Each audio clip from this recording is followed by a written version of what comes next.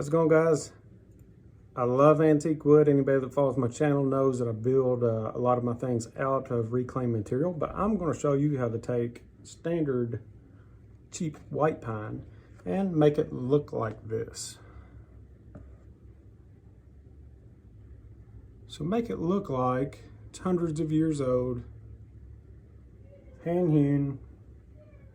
And this is a floating shelf that I had actually built. Let's get started.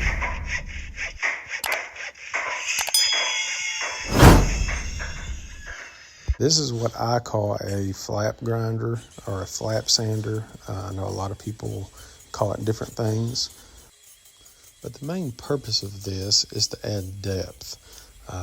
This is going to represent the years of wear, tear that this wood has gone through. You're going to be taking off any sharp edges. Again, just making divots, making contours. Basically adding dimension to the wood. Now for the fun part, we're going to add the hue marks. For this, I'm actually just using a hatchet. You can use a broad axe or a hewing aids if you have a larger project. But for this smaller build, this works out perfect. My hatchet here was a bit dull, but worked out great. So what you want to do is go in at an angle and then pull backwards, and that kind of leaves a tear mark where the wood would come out.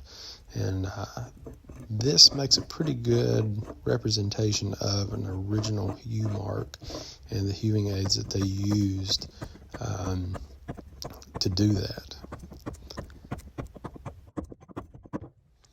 Okay, now I'm just going to use a small blade on a dremel tool to simulate age cracking. All wood cracks with time, but you do not want to get carried away with this.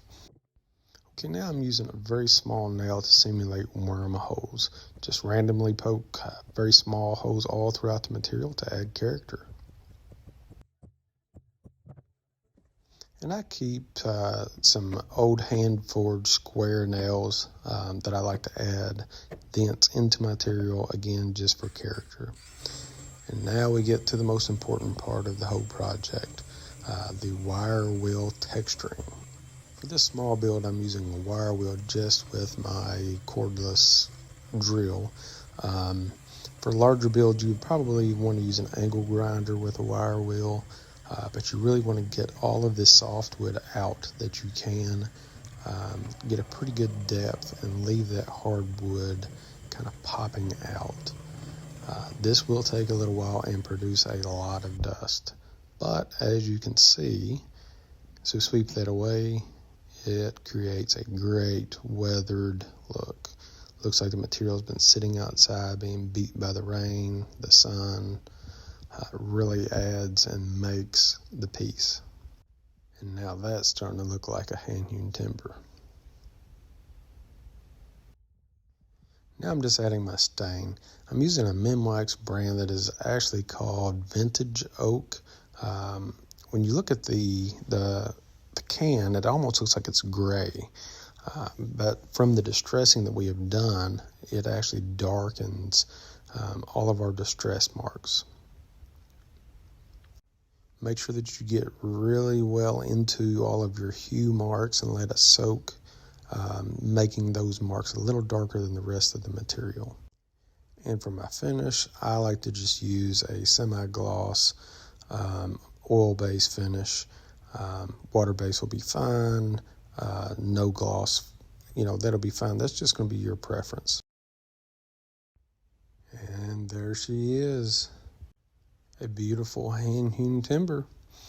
I also like to use, just for accent pieces, some of old hand-hewn square nails that I've purchased off of eBay. You can nail those in just as accent pieces, make it look more authentic. And for this distressing tutorial, I was making a floating shelf. As you can see, it turned out really nice. It looks extremely authentic. Hey, thanks for watching. And if you enjoyed this video, make sure to subscribe for more.